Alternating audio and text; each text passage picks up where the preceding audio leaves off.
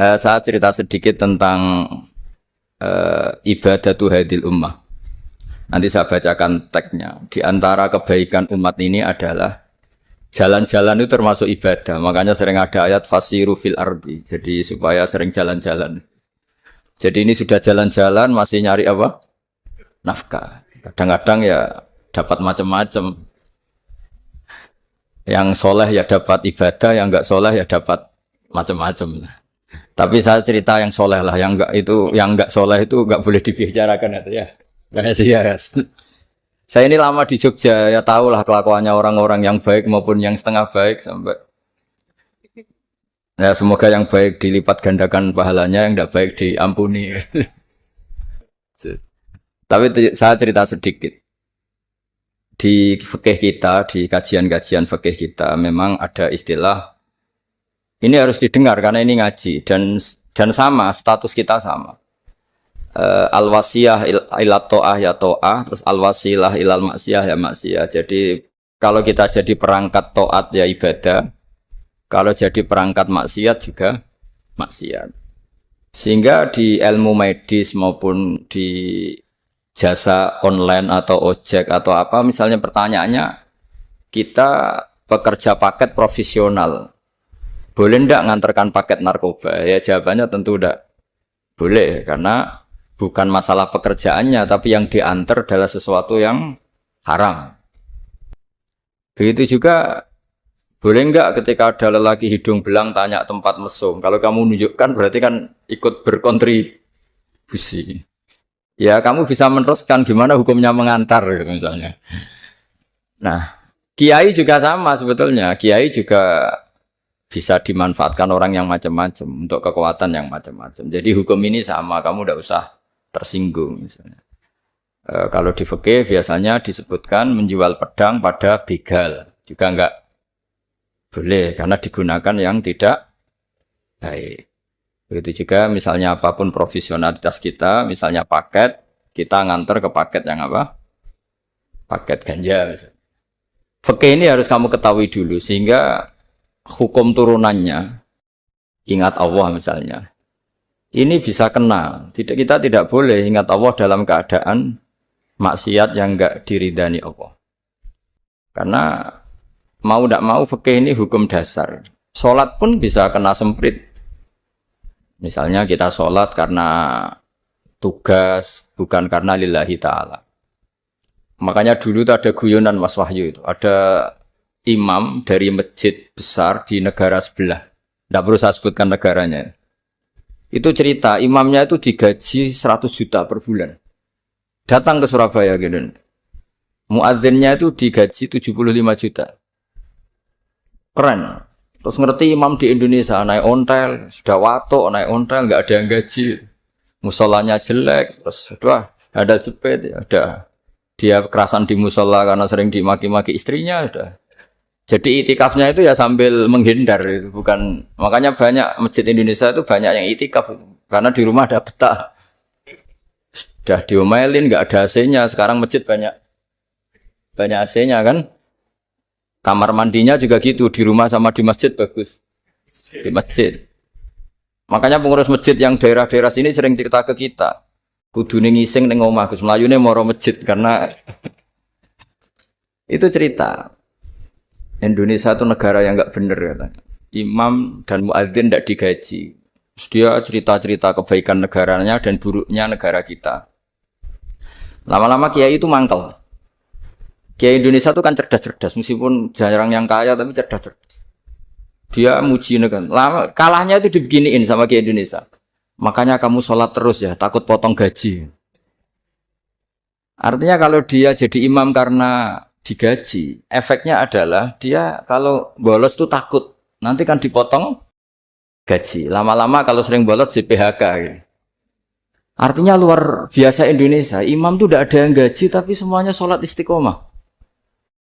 Berarti kita ini top, datang ke masjid jadi imam tanpa ada yang gaji. Top mana? Top Indonesia. Semenjak itu si imam ini tidak pernah cerita kebaikan negaranya karena gaji imam. Indonesia dalam bernegara selalu begitu. Ketika kita tidak punya solusi transportasi, ada saja pihak-pihak swasta atau investor yang ingin menanamkan modal di investasi Grab dan sebagainya. Tapi saya tetap sebagai kiai mengingatkan status hukum fikihnya. Kenapa saya harus cerita itu? Karena fikih ini harus selesai dulu. Saya ulang lagi, fikih ini harus selesai dulu. Misalnya nganterin orang yang mau transaksi narkoba atau transaksi maksiat, atau tapi yang yakin. Kalau tidak yakin memang tidak haram. Tapi kalau yakin tuh memang kamu tahu benar-benar iyalah kira-kira gitu. Supaya taat itu ada di semua kehidupan. Sehingga nanti Indonesia kalau semuanya begini kan, yang cari sarana maksiat itu bahkan sekedar transportasi aja susah karena semuanya tidak mau misalnya. Paket juga gitu, yang mau ngedarkan narkoba kesulitan karena semua yang jasa paket tidak mau gitu. Begitu seterusnya, sehingga negara ini kita bantu bahwa awal ketidakbaikan di semua negara itu pasti karena maksiat. Maksiat itu mengganggu. Orang geger sama istri ya karena maksiat. Terus banyak kecelakaan itu rata-rata kata Pak Polisi juga karena maksiat. Jadi orang overdosis atau dalam keadaan mabuk nyupir. Terbesar kecelakaan itu jarang karena ngantuk. Terbesar masih karena pengaruh apa? Narkoba. Pembunuhan juga sama. Orang Indonesia itu mudah sekali memaafkan temannya, tetangganya. Tapi kalau sudah efek dari narkoba, bunuh itu jadi mudah itu. Jadi, nah, Anda juga harus fair, jangan. Tapi yang penting saya profesional nganter, ya. Nggak mau tahu dia latar. Meskipun kita tidak boleh neliti orang ya, nggak boleh tajasus, nggak boleh neliti ini. Tapi yang jelas kamu tahu, saya ulang, yang jelas kamu tahu ya harus dihindari karena memang di semua profesi pekerjaan tuh utamanya kata Rasulullah SAW itu memperhatikan halal haramnya. Tapi ya saya ulang lagi tidak boleh sok suci, tidak boleh tajasus, tidak boleh neliti orang lain. Tapi kalau yang jelas-jelas untuk maksiat maka harus kita hindari. Termasuk masjid sekalipun. Dulu zaman Nabi itu ada masjid namanya Masjid Diror. Untuk memecah konsentrasi sahabat. Sahabat itu begitu mencintai Nabi, mencintai Rasulullah. Ada orang kafir pinter, orang munafik pinter. Ini Muhammad harus ditandingi. Cara nandingi Muhammad jangan pakai dangdutan, jangan pakai bar, tapi pakai masjid. Karena ini suasananya kesannya bagus. Dibikin masjid tandingan supaya orang tidak ke Muhammad semua, tapi ke masjid ini. Ini pikirannya orang munafik. Artinya jangan kira terus masjid bebas hukum, ya enggak juga. Masjid juga bisa kena semprit karena ini mendirikannya untuk bikin apa?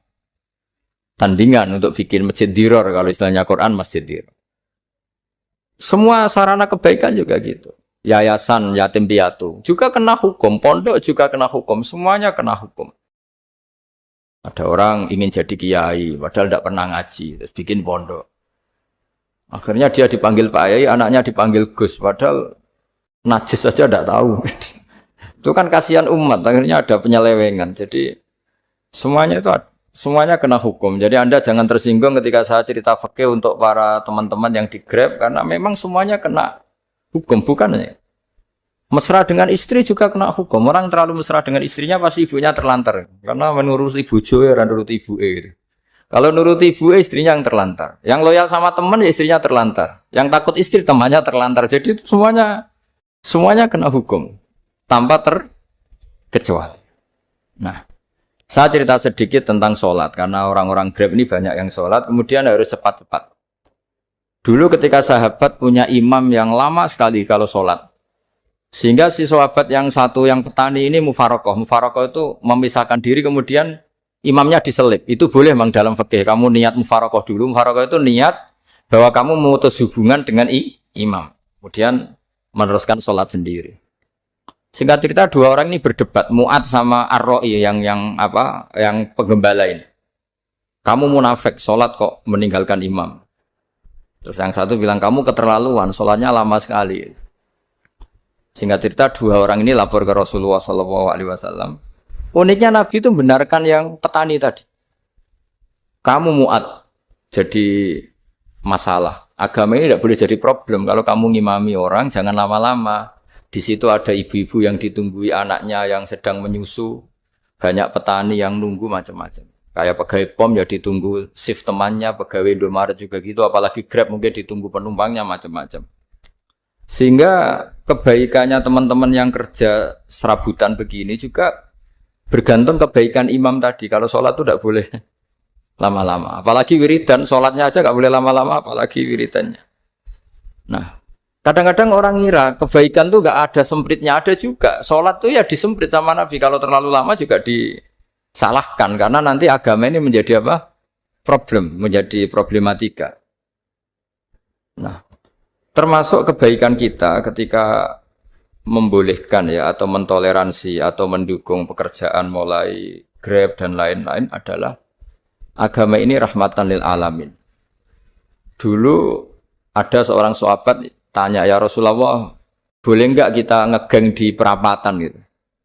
Kata Nabi, ya jangan kalau bisa. Tapi kita harus natahaddas, artinya itu tempat kita jagungan di perapatan, di tempat-tempat umum lah kira, di halte, Terus kata Nabi, enggak apa-apa, tapi fa'atu thoriq haqqaha, kamu harus memberikan hak jalan itu. Apa hak jalan itu? Satu, kamu amar ma'ruf, kalau bisa ya nahi mungkar, kemudian bikin suasana orang lainnya menjadi aman. Nah ini yang catatan. Kalau hitung saja, yang ikut Grab itu berapa hari? Nah, ini tuh energi besar kalau di atas 100, berapa? 100 ribu. Hitung ya teman-teman di Grab, 100 ribu. 100 ribu ini kalau soleh semua, atau setengah soleh lah, kalau soleh banget keberatan ya soleh, setengah soleh. Itu ada, ini sudah saya pikir, ada kebaikan yang menyebar di seluruh Nusantara yang berjumlah 100 ribu. Ini luar biasa. Ada kecelakaan dia menolong pertama, ada pemerkosaan menolong pertama. Mungkin ada pencurian, ada apa. Maka kata Nabi, kamu kalau harus di jalan, itu kamu berkontribusi amar ma'ruf nahi mungkar. Saya sering ke Jogja karena saya mulai 98 di Jogja. Ya sering di terminal malam-malam. Saya ketika kecil itu sering diceritain orang nggak berani ke terminal ini banyak preman, nggak boleh ke terminal ini karena banyak preman. Ya mulai dari Sumatera, Jawa, hampir seluruh Indonesia. Kalau jam sekian sampai sekian sudah nggak berani karena banyak apa? Preman. Itu uniknya preman-preman itu selain dulu ditangani tentara dan polisi. Itu urusan negara ya kali itu dan kita ngapresiasi. Itu hilangnya yang permanen itu bukan saja ditangani ABRI dan polisi, TNI dan polisi, tapi ditangani kultur. Banyak mulai orang soleh, santri dagangan di situ, ada ojek mangkal di situ, supir taksi mangkal di situ. Terus di sini orang-orang soleh yang menghalau ketika ada perempuan digoda atau perempuan dicopet atau apa. Terus lama-lama jadi kultur bahwa kebaikan ini dominan. Setelah kebaikan dominan ini otomatis menyingkir sedikit demi sedikit. Jadi selain negara ini harus melakukan sesuatu yang seharusnya, yaitu menjaga masyarakat dari kriminalitas, sebetulnya yang paling awet dan paling mudah dilakukan itu tadi, kebaikan harus menjadi kultur bersama. Sehingga kalau terminal kemudian ada mbak-mbak jilbaban yang dagang, terus pak-paknya soleh, ada musola yang hidup, ojeknya juga gitu, terus supir taksinya. Lalu kebaikan ini menjadi nilai bersama. Saking jadi nilai bersama, ibu-ibu yang takut atas dirinya, nggak ngojek kecuali Pak ini karena terkenal amanah, nggak naksi kecuali Pak ini karena terkenal amanah. Dan kita Indonesia itu ingin seperti itu, sehingga amanah ini menjadi nilai bersama dan otomatis menjadi keamanan bersama. Corong Jawa itu tego nitipno anake karena dijamin aman, tego nitipkan istrinya juga karena dijamin aman. Nah kalau kebaikan ini juga menjadi satu nilai jual dan kita bisa mengawal secara serius itu alhamdulillah betul. Nah dimulai dari mana? Satu, mental kita takwa. Kedua, sistem sosial bahwa kita terkoneksi oleh indukan ya, juga terkoneksi oleh kepolisian. Maksudnya karena kita terdaftar, kalau ada anak hilang kan tinggal ini yang bawa wahyu misalnya. Jadi saya mohon semohon-mohonnya kebaikan ini harus jadi nilai bersama. Setelah terminal tuh banyak orang baik, otomatis yang ini tuh menyingkir. Akhirnya apa? Nanti yang bos-bosnya toko itu ya hanya nitipkan sama orang soleh. Yang mau nge-grab juga hanya titip sama yang soleh. Begitu seterusnya. Sehingga jadi siklus kebaikan yang bersama. Nah, ini yang dimaksud Quran wa'tamiru bainakum bima'ruf. Iktimar itu namanya urusan bersama. Ya, saya ulang lagi ya. Jadi orang Arab kalau bilang iktimar itu urusan bersama. Sehingga bahasa Arabnya konferensi besar itu kalau di NU disebut apa? Muktamar. Muktamar itu menjadikan urusan publik dirembuk, itu namanya apa? Muktamar. Nah, di antara kebaikan yang diinginkan Islam itu wa'tamiru bainakum bima'ruf. Urusan kebaikan ini menjadi urusan apa? Bersama. Biasa contoh itu kecil saya itu mesti dikandani sama orang-orang tua. Jangan di terminal ini sampai jam ini. Jangan di perapatan ini ketika sudah jam begini. Tapi barokahnya orang soleh bertebaran di mana-mana itu. Yang tukang Grab ya di mana-mana, yang penjaga toko ya banyak yang soleh, yang ngojek, yang macam. Sehingga di terminal itu nyari tempat sholat ya gampang, cari tempat duduk ya gampang, nyari orang amanah ya gampang. Bahkan lama-lama yang nggak amanah ini nggak laku. Dan ini yang kita inginkan. Dan ketika nggak laku, akhirnya dia kalau ingin laku harus amanah. Atau ingin laku harus tobat. Nah, agama ini urusan bersama. Sehingga Allah mengistilahkan wa'tamiru bainakum bima'ruf. Jadikan kebaikan ini urusan bersama. Sehingga karena ini urusan bersama, ketika kita jadi kiai juga harus, kalau misalnya tadi ada Gojek kok makmum, atau Grab kok makmum, atau supir bis kok makmum, kiainya harus cepat sholatnya. Jangan baca surat Baqarah. Nanti diomel-omelin penumpangnya. Begitu juga ibu-ibu menyempatkan jamaah, waktunya ada lama, di rumah sudah ditunggu anaknya yang masih menyusu. Makanya Nabi ngendikan idza amma ahadukum as-sholata falyukhaffif. Kalau kamu jadi imam, sholatnya harus relatif cepat. Fa inna fihim ad-dhaif badal hajat. Di antara makmum itu yang banyak punya urusan. Selain ada yang lemah, ada yang punya banyak urusan. Nah, terus ketiga, masalah kekayaan hati. Kekayaan hati ini penting sekali karena rata-rata teman di Grab itu kan miskin lah. Tapi jangan miskin sampai miskin hati gitu. Bahwa kamu nyari nafkah itu sudah ibadah, berkelana di bumi Allah juga ibadah, menyaksikan macam-macamnya orang itu juga ibadah. Bahkan menambah khazanah ilmu. Di antara warisan ilmu yang kita dapatkan dari Rasulullah SAW, misalnya kamu jalan-jalan, punya kaki dua, punya tangan dua. Gara-gara jalan-jalan sering ngerti orang yang buntung. Alhamdulillah meskipun saya hanya Grab, masih punya kaki. Terus ketemu orang buta ya gitu. Alhamdulillah ladzi afani mimma btalaka bih. Alhamdulillah saya terselamatkan dari seperti itu. Sehingga melihat orang maksiat juga gitu. Saya meskipun gini terselamatkan dari tempat maksiat, sehingga hidup itu tidak nelongso gitu. Ada nilai lebih yang kita punyai. Jadi di antara kebaikan Islam adalah orang disuruh ingat sisi nikmat. Nah, kalau nikmat itu sudah ada semua, kata Imam Ghazali, nikmat hidup. Kata Imam Ghazali, jika nggak ada kenikmatan yang Anda punyai, kamu datang ke kuburan. Disuruh datang ke kuburan. Dan kamu bilang begini, kenikmatan kembali ke dunia adalah kenikmatan yang diinginkan mulai yang mati zaman Nabi Adam sampai kiamat. Jadi kalau Fir'aun yang pernah jadi raja, Namrud, semuanya, bahkan orang-orang soleh sekalipun, kalau kamu tanya keinginan terbaiknya apa? Ingin kembali hidup untuk membenahi kesalahannya zaman hidup. Artinya apa? Kehidupan yang kita miliki sekarang adalah kenikmatan yang dirindukan mulai yang mati zaman Nabi Adam sampai kiamat. Maknanya apa? Kita punya kenikmatan yang luar biasa karena kenikmatan yang dirindukan oleh orang yang sudah mati mulai dulu sampai sekarang. Apapun masalah hidup Anda ini punya kenikmatan yang enggak tertandingi, yaitu namanya hidup. Barokahnya hidup itu kita bisa tobat. Setidaknya ingin tobat. Kalau enggak bisa tobat, ingin tobat. Makanya di Indonesia itu banyak nyuwun sewu, banyak maling. Yang anaknya itu soleh karena kalau ngandani anaknya tetap gini, wes le bapak tok sing nglakoni kowe aja. Bapak tok yang alami ini kamu jangan. Banyak di Indonesia orang nggak bisa baca Quran, anaknya hafid. Karena setiap bodoh itu tidak diwariskan. Wes le bapak tok sing bodoh kowe aja bodoh. Mungkin teman-teman di Grab juga gitu, bapak tok cong sing nasi pengennya kowe ojo. Jadi kebaikan begini itu akan terus-menerus diwariskan. Sehingga banyak orang tidak tamat SD anaknya dosen, nggak tamat SMP anaknya dekan. Karena setiap dari kita itu cita-cita kebaikannya menurun ke anak cucunya, keburukannya berhenti di dia. Cara wong Jawa itu bapak tok sing nglakoni.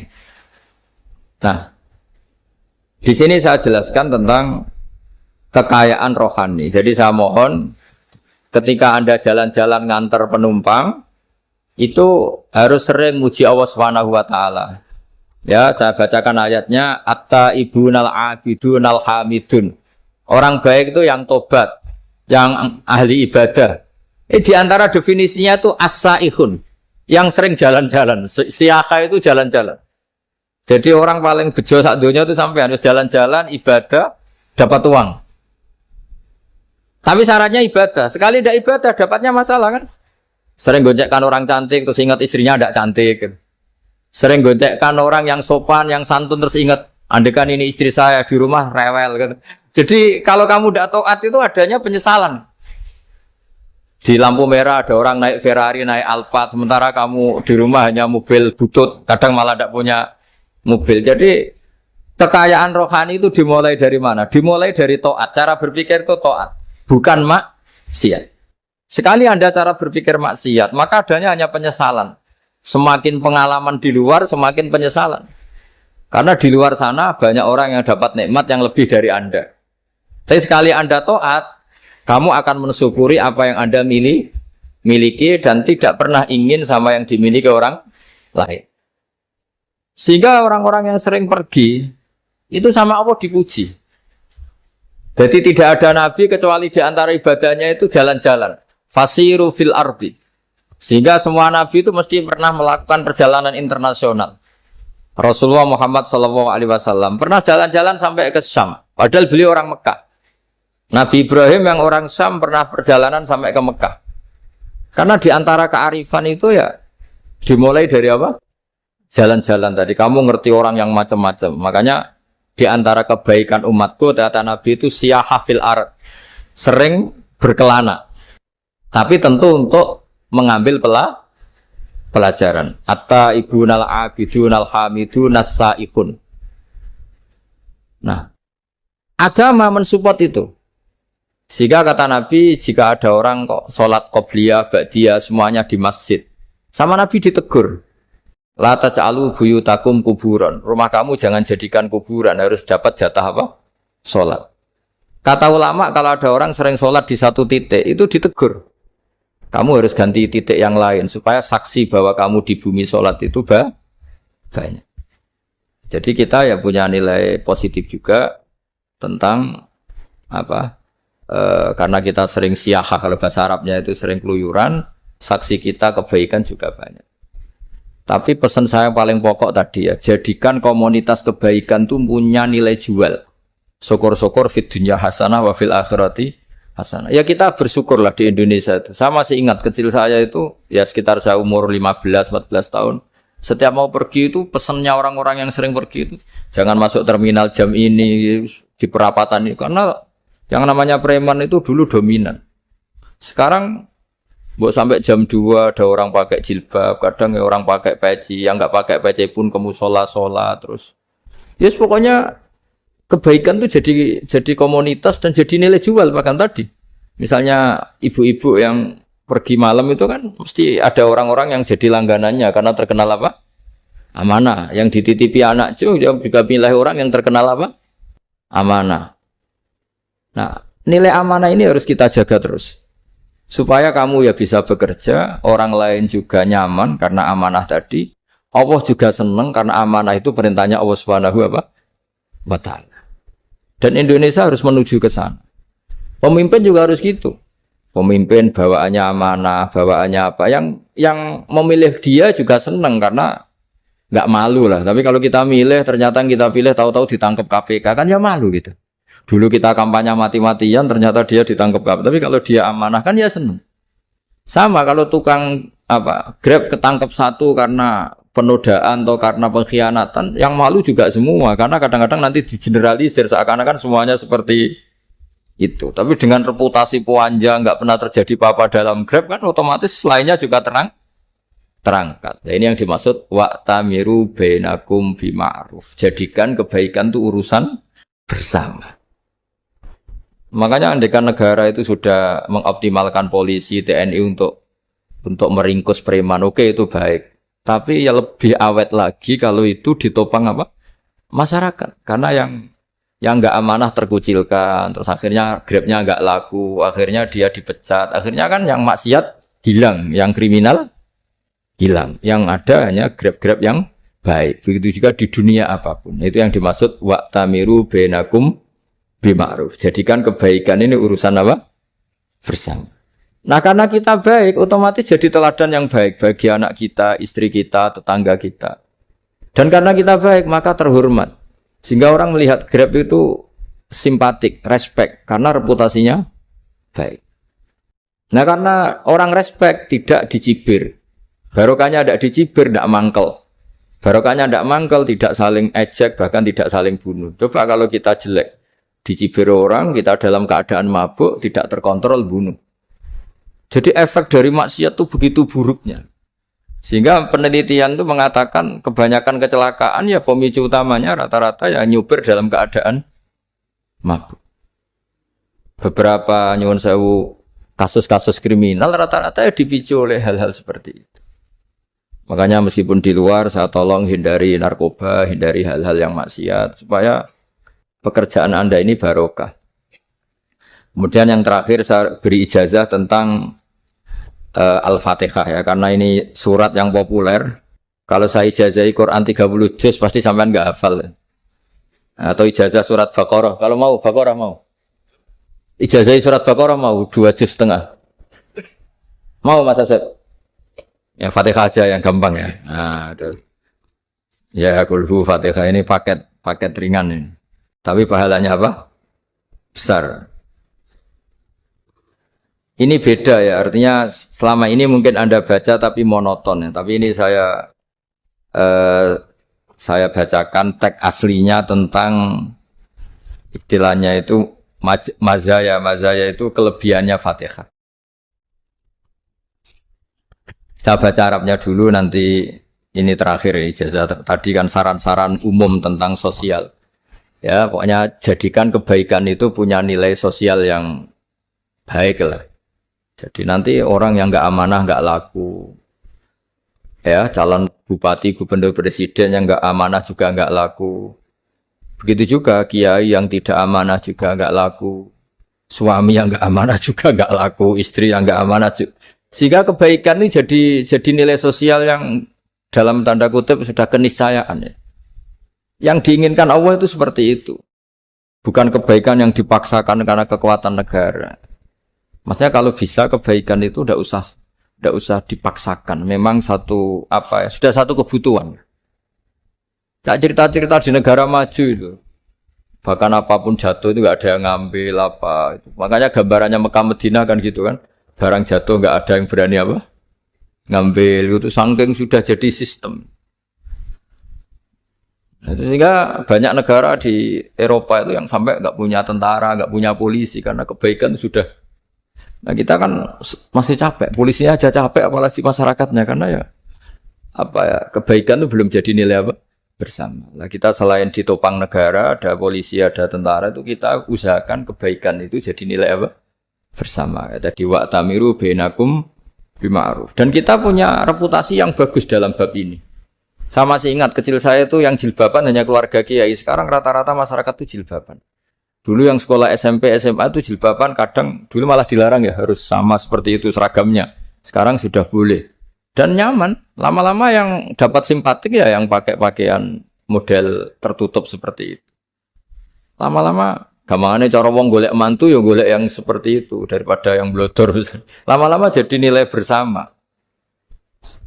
Ya ingin saya seperti itulah. Di terminal juga sama. Orang mau makan tuh cari warung yang kelihatan ada ayat kursinya, pakai jilbab atau paling enggak dia enggak mungkin lah nyuguhkan yang tiren atau yang haram. Kan ada garansi sosial, ada apa? Ada garansi apa? Sosial dengan penampilan yang soleh itu kan masa iya nyuguhkan oplosan babi gitu misalnya itu. Jadi nilai sosial itu harus ya tadi harus benar-benar jadi nilai. Sehingga negara biar gak capek-capek. Polisi juga gak capek kan karena tugasnya corong Jawa mau ngawat-ngawati tok tapi sudah tidak perlu tegang karena kebaikan sudah jadi nilai apa? Bersama. Ya ingat-ingat ya ayatnya tadi wa tamiru bainakum bima'ruf. Jadi kebaikan itu harus jadi nilai bersama. Iktimar itu menjadi urusan bersama. Makanya kalau kita rapat besar disebut apa? Muktamar. Muktamar itu urusan bersama. Ya tadi, imamnya sholat juga menopang Gojek karena enggak lama-lama nopang Grab, nopang Kernet, nopang penjaga Indomaret, penjaga bensin, pom bensin. Lah dia hanya punya waktu 5 menit terus imamnya baca Baqarah kan. Iya imamnya mursyid, mungkin dia tambah lama tambah dapat aplaus dari muhibbinnya, tapi makmumnya dia tambah lama tambah dapat penghormatan dari pecintanya, tapi kitanya wah khusyuk wali kan dia dapat status naik lah kita yang sudah tidak ikut jadi wali diganggu apa pekerjaan. Kalau ada imam seperti itu sampai mufaroqah saja. Niat ya Allah sampai sini saja saya makmum orang itu. Silakan orang itu punya urusan sendiri dengan jenengan ya sudah atau salib saja apa. Dan itu boleh kalau dalam fikih namanya apa? Mufaroqah. Mufaroqah itu niat. Tapi kamu jangan langsung selonong mufaroqah niat dulu. Pamit sama Allah bahwa sekarang mau mufaroqah. Tapi ya jadi sholat yang aneh kan, imamnya masih rukuk, kamu terus sujud, terus apa-apa selesai ya. Mungkin dalam pandangan itu orang lain ini maksudnya makmum gimana ini kok begini. Tapi sudahlah Allah Maha tahu. Insya Allah dimaklumi. Ya saya baca tentang Fatihah ya, karena sampean pasti sering baca Fatihah. Supaya apa sekaligus jadi jimat lah gitu. Jadi kalau kamu sering di jalan-jalan yang mungkin sepi atau mungkin kan tidak semua teman Grab itu nasibnya bagus yang di Semarang Jogja. Mungkin yang di Kalimantan di Papua kan ada yang 10 kilo gak ketemu rumah, ya kan? Ya lihat di TV-TV itu kan kasihan kan. Udah 10 kilo gak ketemu rumah, penumpangnya kewekar preman tuh kan. Ini makan orang enggak kan udah. Kan ujiannya dua. Kalau penumpangnya cantik itu ya kecoba syahwat, kalau preman takut. Jadi orang itu selalu ujian nih. Sing sedengan itu kan jarang orang itu. Jadi kalau penumpangnya perempuan cantik ujiannya itu syahwat, kalau preman ujiannya ketakutan. Kalau orang yang lemah bawa uang ujiannya kamu ingin garong. Jadi hidup itu memang semuanya ujian. Liyabluwakum ayyukum ahsanu amala. Makanya saya sering ditanya oleh teman-teman, Gus, nah ujiannya kenal wong wedok elek piye sama? Kenal wong ayu ujiannya syahwat, kenal wong elek ujiannya ngenyek. Itu sama-sama dosa. Syahwat ya dosa, ngenyek juga dosa. Welek keriting untune metu ya dosa ngomong gitu. Kadang-kadang orang berpikir enak kancanan wong elek enggak dosa. Kata siapa kancanan wong elek itu ya dosa karena bawaannya ngenyek. Ngenyek itu menyepelekan itu. Makanya saya itu ya enggak mau berteman sampean. Nanti kan bawaannya ngenyek atau seneng ya enggak tahu. Ya sudah ana takdir saja kalau ketemu ya tak ulang ngaji gitu. Tapi ini ngaji terakhir, setelah ini ngaji biasa aja enggak usah resmi gini. Ngaji kok resmi aneh. Pokoknya nanti suatu saat kalau pandemi sudah berlalu saya akan ngaji Rebone. Ini ngaji. Ini ngaji yang kurang bagus karena ngatur kiai kurang berkah ini. Nanti tapi ya lumayan lah masih mau ngaji. Ngaji kok tanggal ini jam ini. Sekarang suatu saat kamu tak panggil, Mas Wahyu datang ke sini jam ini tidak mesti bisa. Mungkin pas ada acara apa? Oh, maaf ke sini pas ngecek pas apa. Jadi ya sudah tapi tak maafkan enggak apa-apa. Takdir ya. Tak bacakan supaya sampean tahu keramatnya bismillah. Nah, sebelum saya bacakan bismillah Fatihah, tak beritahu tentang ilmu tafsirnya karena ini penting sekali. Fatihah itu dawuhnya Allah, tentu itu dawuhnya Allah. Saya ulang lagi itu kalam Allah. Tapi yang sudah diberikan kesampaian ke kita semua. Sehingga seakan-akan itu menjadi dawuhnya kita ke Allah. Jangan salah loh ya. Fatihah itu dawuh Allah tapi sudah diberikan ke kita. Sehingga posisi kita itu yang punya itu.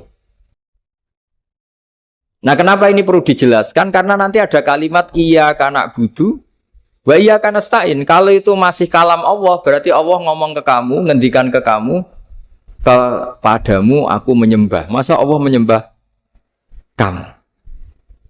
Nah, sehingga ilmu tafsir itu menyelesaikan itu dulu ya. Saya ulang lagi ya, sebelum sampean sering baca Fatihah, aku yakin ya sering baca. Tapi barokahnya ndak paham itu ndak pernah janggal.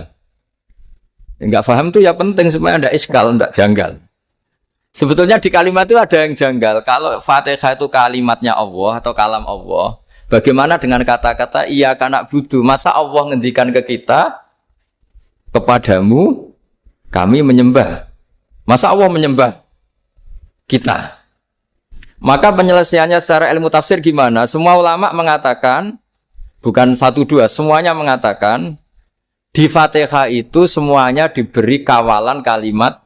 Saya ulang lagi ya, di Fatihah itu semuanya diberi awalan kalimat qulu, katakan wahai hambaku begini.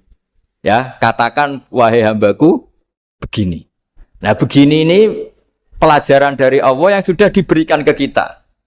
Terus kita mengatakan bismillahirrahmanirrahim, alhamdulillahirabbil, termasuk kita mengatakan iyyaka na'budu wa iyyaka nasta'in. Jangan bayangkan Allah ngendikan ke kita. Kalau Allah ngendikan kita berarti gini, hei wahyu, ihdinas siratal mustaqim, tunjukkan saya jalan yang benar. Nah nanti kamu terus, ya Allah, Anda aja minta tolong saya minta tolong siapa kan? Jadi panjang kan? Ya, saya ulang lagi ya. Jadi itu di Ulumul Quran diterangkan gimana? Sebelum baca Fatihah, ya. Fatihah itu kalamullah, ngendikane Allah, tapi yang sudah diajarkan ke kita dan sudah milik kita. Sehingga kalimat itu menjadi milik kita. Tapi ya kalamullah, tetap kalamullah, tapi sudah menjadi milik kita. Udah paham ya? Ya pinter naon. Ya, karena kalau tanpa penjelasan seperti ini, Anda akan iskal. Bagaimana Allah, iskal itu janggal, bagaimana Allah mengatakan iya anak budu. Kan jadi aneh ya? Ya, jadi tak jelaskan secara ilmiah ya. Jadi kata ulama-ulama tafsir, ayat-ayat Quran seperti ini sebetulnya dimulai dari qulu, apa? Meskipun enggak dilafatkan. Itu kan sama dengan qul huwallahu ahad Muhammad, katakan kalau Tuhan itu satu. Ya namanya Quran itu kan kalam Allah, membina nabinya, membina umatnya. Makanya dikatakan atau enggak, di sini tersembunyi kata qulu, katakan. Ya. Jadi ya ibarat apa itu? Kamu ngajari anak kamu lah.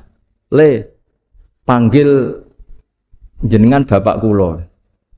Itu maksudnya anak itu, kalimat itu kalimat kamu, tapi kamu ajarkan ke anak kamu. Terus anak kamu bilang, Pak jenengan bapak kula. Nah, ketika kamu mengatakan jenengan, bukan kamu mengatakan jenengan anakku, berarti anakmu itu bapakmu, kan lucu kan? Anak kamu ajari jenengan bapak kula. Kamu, engkau bapak saya. Terus anak kamu mengulang jenengan atau kamu bapak saya. Berarti itu kalimat yang kamu ajarkan, tapi sekarang sudah milik anak kamu. Kalau itu kalimat kamu kan lucu. Masa anak kamu bilang bapak?